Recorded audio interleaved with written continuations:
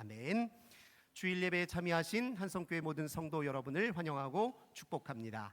나 자신보다 나에게 더 가까이 계신 우리 하나님께서 여러분 모두에게 하늘의 크신 은혜와 평화 가득 부어주시길 주님의 이름으로 간절히 기원합니다. 영성을 함양하다, 이런 주제로 말씀 증언하고 있습니다. 오늘은 그 세 번째 시간으로 하나님의 임재를 연습하다, 이런 제목으로 함께 은혜 나누도록 하겠습니다. 12가지 인생 법칙이라는 책을 쓴 저자인 조던 피터슨은 어느 인터뷰에서 이런 말을 한 적이 있습니다. 기자가 물었어요. 당신은 하나님을 믿습니까? 이렇게 물었어요. 조던 피터슨이 대답합니다. 저는 하나님이 계신 것처럼 행동합니다. 이렇게 대답했습니다. 제 말로 다시 풀어서 설명을 드리면, 저는 무슨 일이든 하나님이 계신 것으로 가정하고 그에 걸맞게 행동합니다. 이렇게 대답했어요. 얼마나 진정성 있고 책임적입니까? 그 대답을 통해서 우리의 신앙을 되돌아봅니다. 우리도 하나님 믿지요. 계시다고 믿습니다. 하나님 계시다고 생각해요. 하지만 우리는 우리 삶이 우리가 원하는 대로, 내 맘대로, 내 식대로, 살아온 대로 살아갈 때가 얼마나 많습니까? 하나님과 무관하게 살 때가 얼마나 많냐고요. 하나님은 우리를 초대하실 때 하나님과 동행하는 삶으로 우리를 초대하신 것이지, 하나님은 그저 계시다 인정하고 하나님과 상관없이 무관하게 살도록 우리를 내버려 두시는 분이 아닙니다.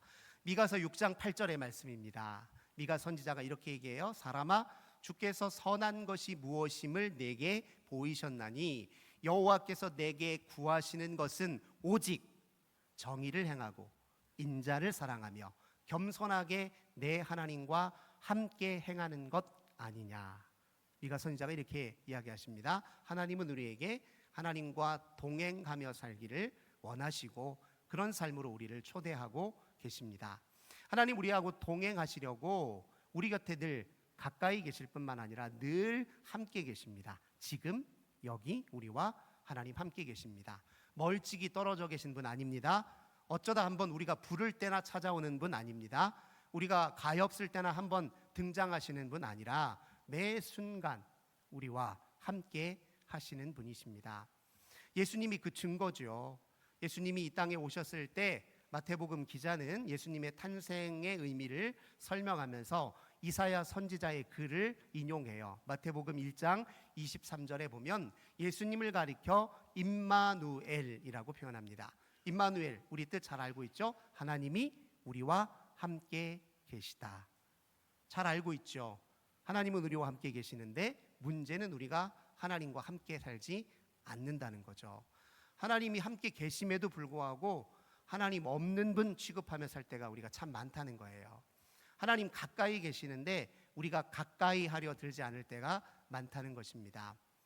하나님 가까이 하지 않으면 손해는 우리가 보는데도 불구하고 하나님 가까이 하지 않아요. 물리적으로는 하나님과 그 누구보다도 가깝습니다. 하지만 우리가 가까이 하려 들지 않으면 별 소용이 없습니다. 매일같이 우리가 출근하는 직장, 하루에 7시간, 8시간 같이 일하는 동료가 옆에 있어요. 정말 많은 시간을 함께 같이 가까운 거리에서 있습니다. 하지만 우리가 그들을 가까이 하지 않으면 우리와 친해지지는 않지요. 실제로 직장 생활하는 동료 중에 어떤 동료는 마음이 잘 맞아서 친하게 지내기도 하지만, 늘상 보는 동료이긴 하지만 그냥 일 관련해서 최소한의 말만 주고받을 뿐 가까이 하지 않는 동료도 많잖아요. 가까이 있다고 가까이 저절로 가까워지는 건 아니고 가까이 할 수도 없습니다. 이 가족 식구들도 마찬가지예요. 한 핏줄이라고 해서 저절로 가까워진다? 착각입니다. 특별히 예민한 사춘기 청소년을 자녀로 둔 우리 부모님들은 가끔 그런 생각 드실 때 있을 거예요.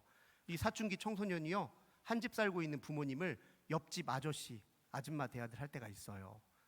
어쩌다 필요한 게 생기면 와서 요청할지는 모르겠지만 그렇게 말이 안 통할 때가 있단 말이에요.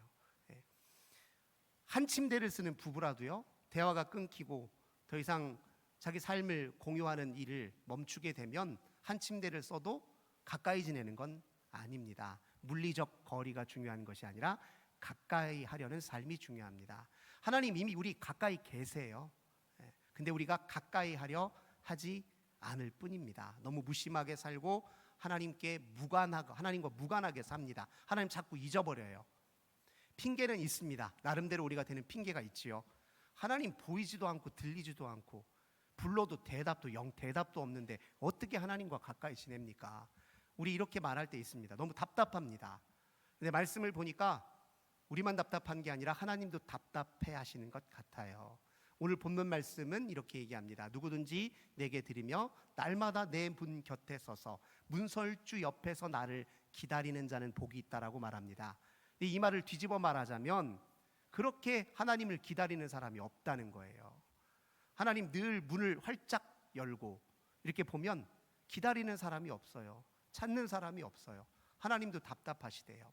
요한계시록 3장 20절 예수님이 그렇게 말씀하십니다. 볼지어다 내가 문 밖에 서서 늘 문을 두드리니 너희가 그 문을 내 음성을 듣고 문을 열면 내가 들어가서 내가 너와 더불어 먹고 너는 나와 더불어 먹으리라 이렇게 말씀하시고 약속하셨는데 이렇게 정작 문을 두드려도 들리는 둥 마는 둥 한다는 거예요.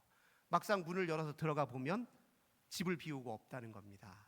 마이스터 에카르트라는 사람이 비유로 한 거예요. 하나님 우리 집에 방문하셨는데 정작 우리가 그 집에 없대요.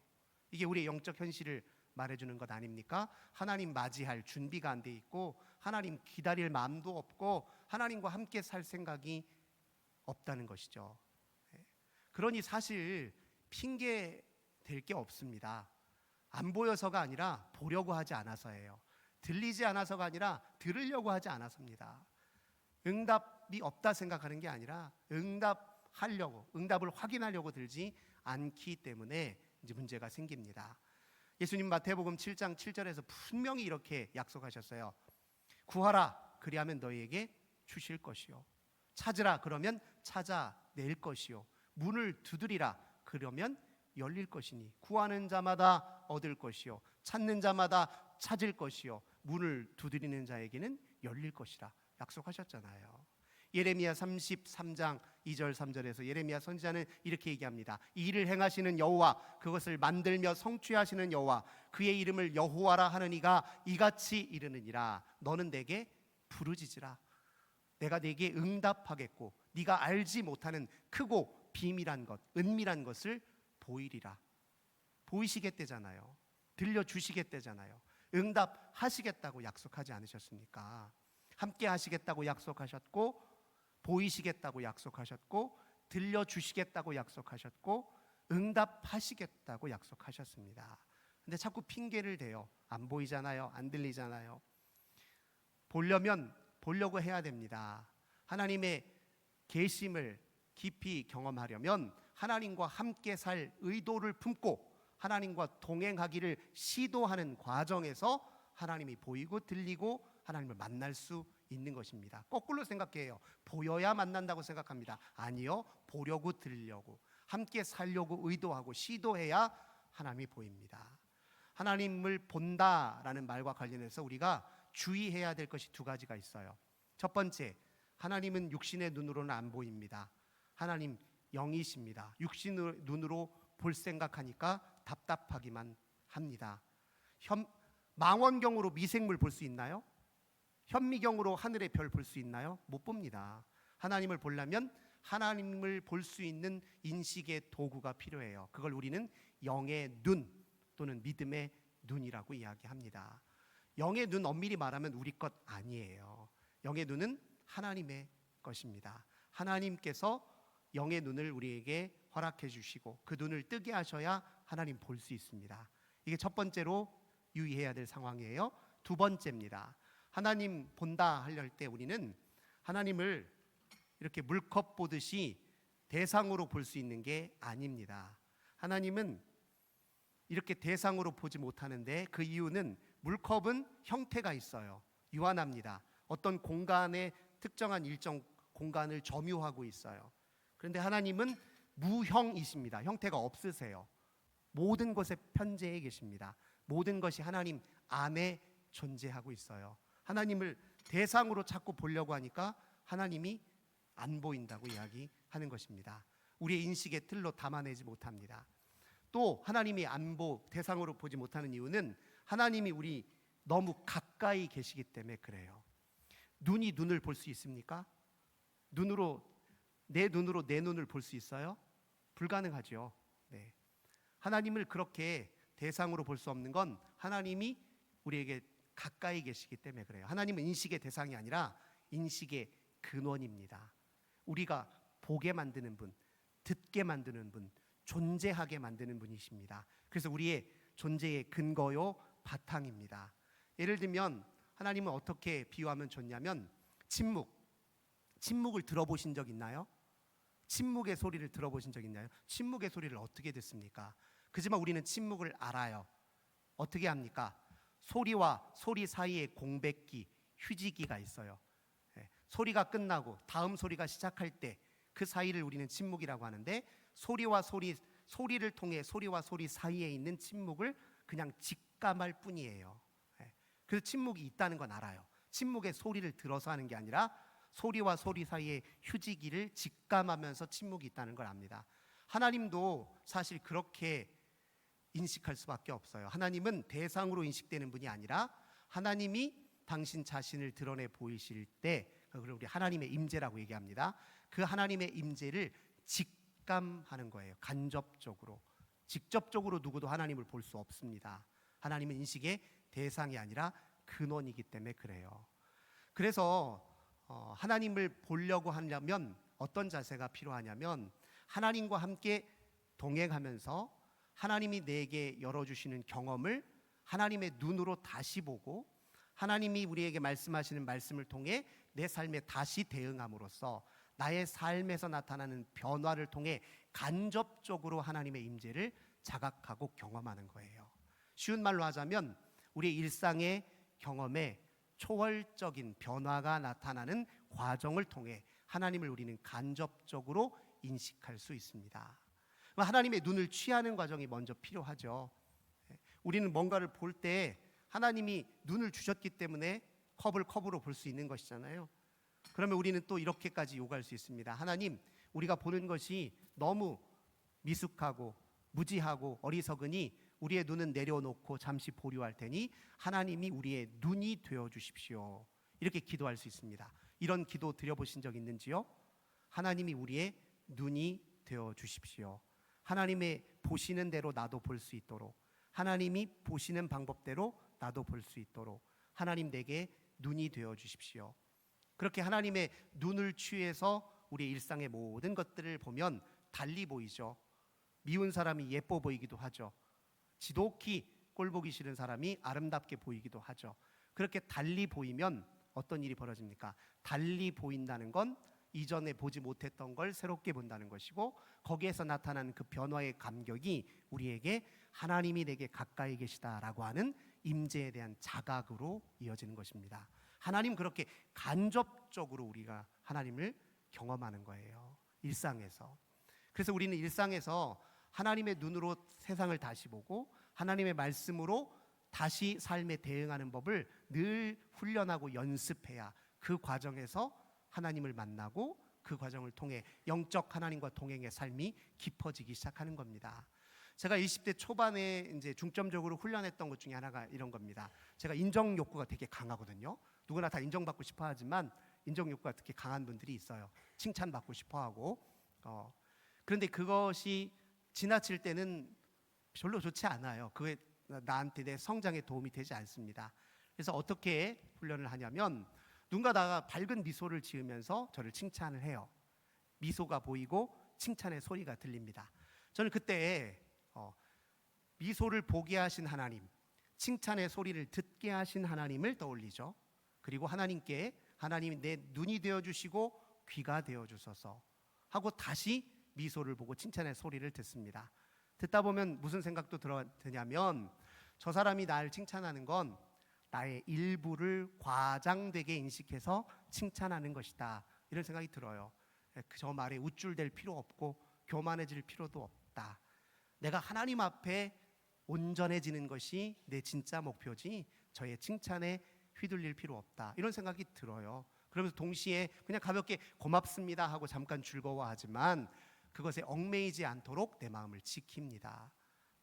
혹시 그 마음에 내 마음이 휘둘리면 조금 더 잘 보이려고, 혹시나 비난 듣지 않을까 봐 강박적으로 잘 보이려고 행동하게 된단 말이에요.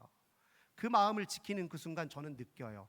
하나님이 이렇게 나를 가까이 하시고 내 마음을 지켜주시고 당신께로 가까이 인도해 주시니 정말 하나님 날 사랑하시고 나와 함께 하시는 분 맞구나. 이렇게 그 순간, 칭찬의 소리를 듣는 그 순간 저는 하나님을 가까이 만나고 교통하게 되는 거죠. 정반대도 마찬가지예요. 칭찬에 민감하면 비난의 소리도 민감해집니다. 10가지 칭찬했어도 한 가지 비난의 소리 들으면 그것 때문에 마음이 괴로워질 수 있어요.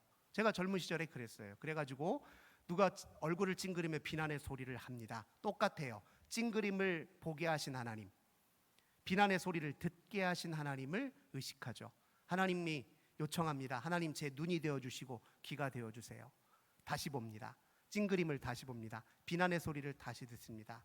그의 비난의 소리는 내 전체가 아니라 나의 일부를 자기 식대로 오해했기 때문에 하는 소리지. 저가 저렇게 오해할 만한 빌미를 내가 주지는 않았는가 돌아봅니다. 저는 비록 비난의 소리를 하지만 나는 하나님이 기뻐하는 대로 끝까지 듣고 잘 들어서 고칠 건 고치고 그리고 아닌 것은 아닌 것으로 잘 정돈해서 내가 하나님 앞에 내 마음을 지키는 데 힘쓰자. 이런 마음으로 기도하고 주 앞에 서면 정말 그 순간 그 비난의 소리에 내가 얽매이지 않게 돼요. 그러면 나는 느끼죠. 하나님 지금 이 순간에도 내 마음을 이렇게 지켜주시네요. 나를 주님께로 한 걸음 더 가까이 데려다 놓으시네요. 하나님이 내 하나님이시니 내가 이렇게 존재할 수 있네요.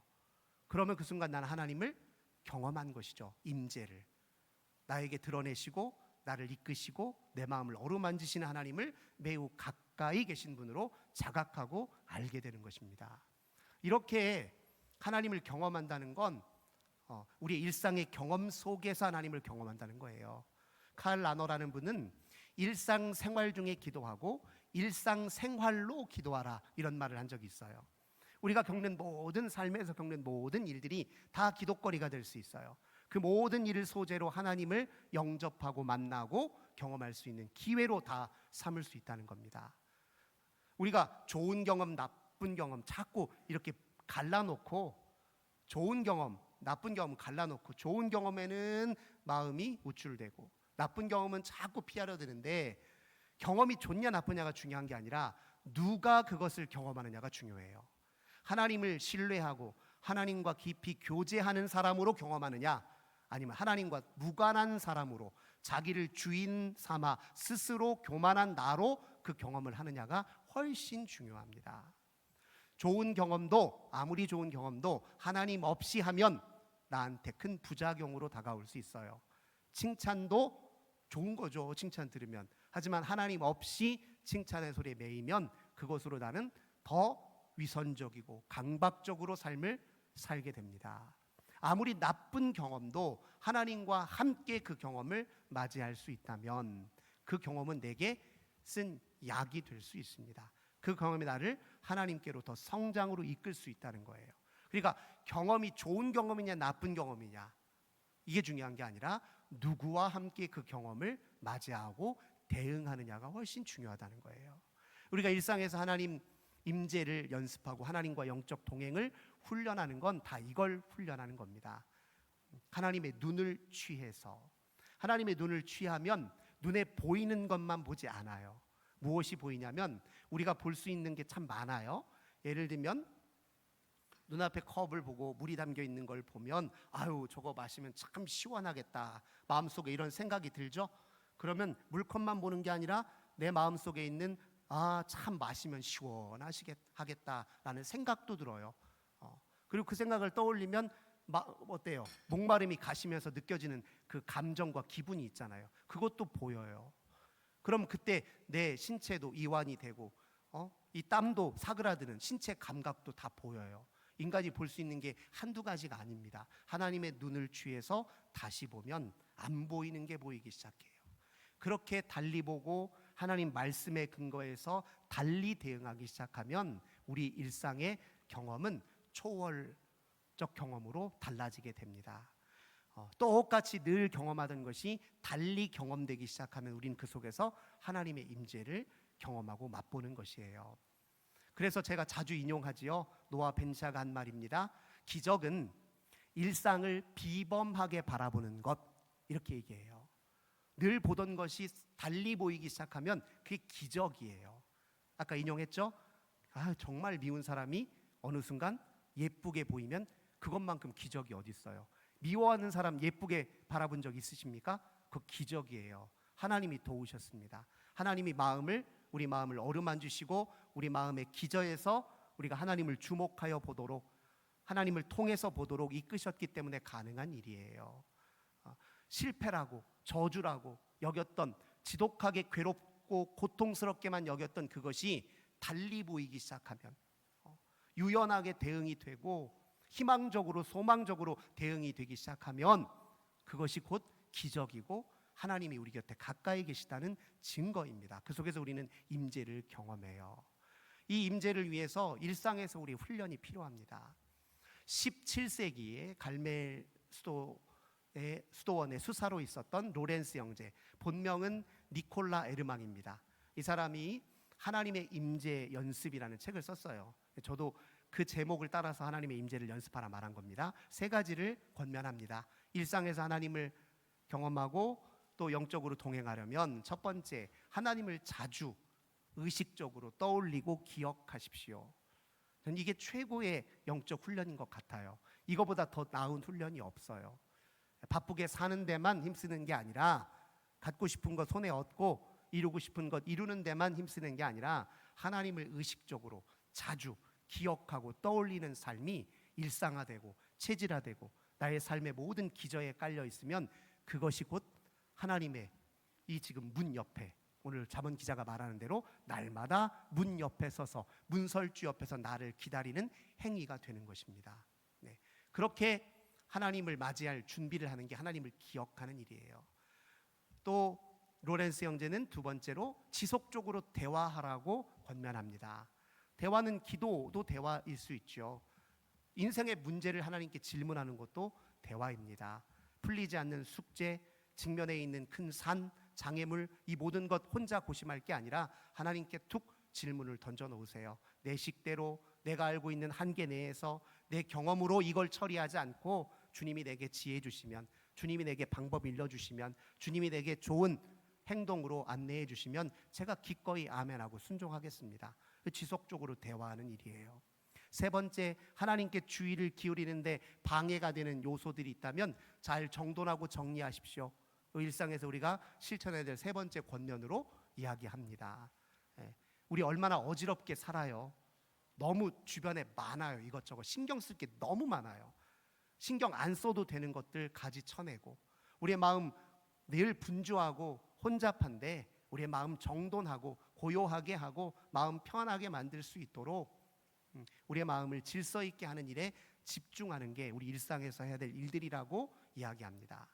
딱 한 세기 앞서서 16세기에 또 갈멜 수도원의 수사였던 십자가의 요한도 역시 일상에서 하나님을 임재를 경험하고 영적 동행을 위해서 여러 가지를 권면했는데 제가 3가지만 소개해 드릴게요. 첫 번째, 무슨 상황을 만나든 무의식적으로 판단하고 해석하는 걸 보류하십시오. 이렇게 얘기해요. 상황에 대한 판단과 해석을 보류하십시오. 이런 얘기는 많이 들어보셨을 겁니다. 쉬운 예로 가다가 길거리에서 넘어졌어요. 첫 번째 드는 생각이 참 재수없네라는 생각이 들지 않으시나요? 저만 그런가요? 어떤 사람은 상상력이 풍부해서요, 이걸 더 확장합니다. 야, 오늘 이렇게 넘어져가지고 이렇게 한 걸 보니까 오늘 내가 하려고 했던 일 다 틀어지게 생겼네. 이거 틀림없이 잘못된 일의 전조야. 내가 오늘 하려고 하는 일이 실패할 것이라는 전조야. 막 이렇게 상상력의 나래를 펴서 부정적으로 막 확장을 시켜요. 그것 보류하라는 거예요. 그리고 하나님을 신뢰하는데 마음을 쏟아내라는 겁니다. 제가 말씀드린 대로 넘어지는 상황을 봤으면 보게 하신 하나님을 의식하고, 하나님 제 눈이 되어주세요 하고 기도하며 다시 보세요. 넘어지긴 했지만 바지는 안 찢어졌네. 넘어지긴 했지만 무릎은 안 깨졌네. 감사할 수 있습니다. 넘어지더라도 나와 함께 하시는 하나님이 계시니 오늘 하루의 삶도 주님에 의해서 승리할 줄로 믿습니다. 소망 품을 수 있죠. 내가 하려고 하는 일의 결과가 하나님께 달려 있으니 내가 성공해내려고 애쓰지 않고 주님께 맡겨서 주님이 당신의 의와 선을 따라 하나님의 때를 따라 이루시기를 그렇게 기도할 수 있죠. 그러면 넘어진 것 하나를 가지고도 나는 하나님과 교제하고 가까이 할 수 있고 그분의 임재를 경험할 수 있는 것 아닙니까? 십자가 요한은 두 번째로도 이런 제안도 해요. 여러분 마음속에 작용하고 있는 아픈 기억들, 이것 대신 하나님을 소망하는 데 힘쓰십시오. 우리가 인생에서요, 어떤 일을 당했을 때 부정적으로 해석하는 이유는 과거에 그런 엇비슷한 일을 경험했기 때문에 그래요. 시험 보는 학생은 옛날에 한번 떨어져 본 기억이 또 나니까 이 시험이 그렇게 긴장돼요. 또 실수하지 않을까, 또 잘못되지 않을까, 실패하지 않을까. 그 과거의 아픈 기억과 실패의 기억과 얻은 기억들이, 누구로부터 젠탕 당한 기억, 정말 무너진 그 기억이 여전히 나한테 주인 노릇하면서 내 현재의 삶을 가로막고 있을 때가 얼마나 많냐고요. 근데 우리가 지금 현재를 기억이 주도하지 않도록, 하나님의 소망이 내 현재를 주도하도록 그렇게 요청하고 기도하는 것이 일상의 습관이 되면 우리가 무슨 일을 당하든 그 속에 조금 더 의연한 자세로 대응할 수 있게 되고, 또 내 행동이 더 하나님 보시기에 아름답게 단련되게 되죠. 그러면 당연히 우리의 인생의 경험도 달라집니다. 그 속에서 우리는 또 하나님을 간접적으로, 나와 가까이 계시고 함께 계신 하나님을 깊이 경험하겠죠. 세 번째 십자가의 요한은 또 이렇게 권면합니다. 욕망하는 게 생기거든 하나님 사랑으로 승화하십시오, 이런 표현을 써요. 욕망은 다 결핍과 관련되어 있습니다. 없는 것 자꾸 찾아서 손에 쥐려고 하는 게 욕망의 속성입니다. 근데 사랑은 정반대예요. 가진 것 놓아주는 게 속성이에요. 우리에게 모든 것 주신 하나님, 우리의 욕망이 드는 순간, 내가 욕망하는 대상이 내 눈에 띄는 순간 그걸 보게 하신 하나님을 의식하고, 하나님 당신이 나의 눈이 되어 주십시오 하고 다시 보고, 그 하나 욕망하는 대상에서 그 대상을 넘어서서 모든 것 되어주시고 모든 것 주시는 하나님을 더 깊이 사랑하는 것으로 결정하고, 내가 이렇게 필요로 하면 누군가도 필요할 텐데 누군가 무엇인가 필요하는 사람에게 내가 내 걸 나눠주는 행동으로 자꾸 승화시키면 그 속에서, 그 실천 속에서, 그 삶의 여정 속에서 하나님이 나와 가까이 계신다는 걸 경험한다는 거예요. 동행하려고 하지 않으니까 안 보입니다. 동행하기로 작정하고 동행하기로 시도해서 우리의 일상을 하나님과 같이 사는 연습을 자꾸 꾸준히 하면 하나님과 우리는 가까이 할 것도 없이 늘 연결되어 있다라는 의식이 생깁니다. 하나님의 인식의 최고의 단계는 하나님과 연결되어 있다는 의식이에요.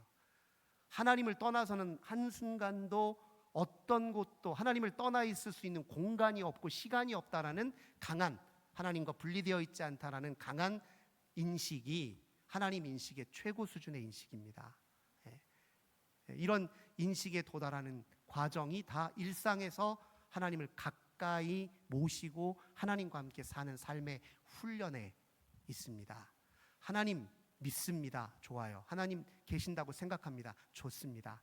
하나님이 계신다고 믿고 생각한다면 그 하나님이 내 모든 삶의 여정에, 행동에 영향을 미치도록 마음의 문을 열어드리고 내 눈이 되시도록 요청하고, 하나님이 하신 말씀에 기초해서 행동을 달리하고 태도를 달리하는 것을 습관화하십시오. 그것이 하나님과 함께 이 땅을, 하나님 나라를 사는 가장 좋은 방법입니다. 이 복된 삶에 온전히 참여하시는 우리 모든 성도님들 되시길 주님의 이름으로 간절히 기원합니다. 좋으신 주님 감사드립니다. 주님이 이미 우리 가까이 함께 계시는데 우리 주님 없이 무심하게 살아갈 때 참 많습니다. 하나님, 주님을 내 인생의 가장 가까운 멘토로 삼아, 아니 우리가 보는 모든 눈을 주님께서 우리의 눈이 되어주시기를 바라는 마음으로 달리 보고 달리 대응함으로 우리 일상의 경험이 초월 경험으로 바뀌어지고, 또 하나님의 임재하심을 더 깊이 경험하며 궁극적으로 주와 함께 늘 모든 순간 모든 곳에서 함께 사는 삶을 지향하는 우리들 되게 하옵소서. 주 예수님의 이름으로 간절히 기도드립니다. 아멘. 우리 장학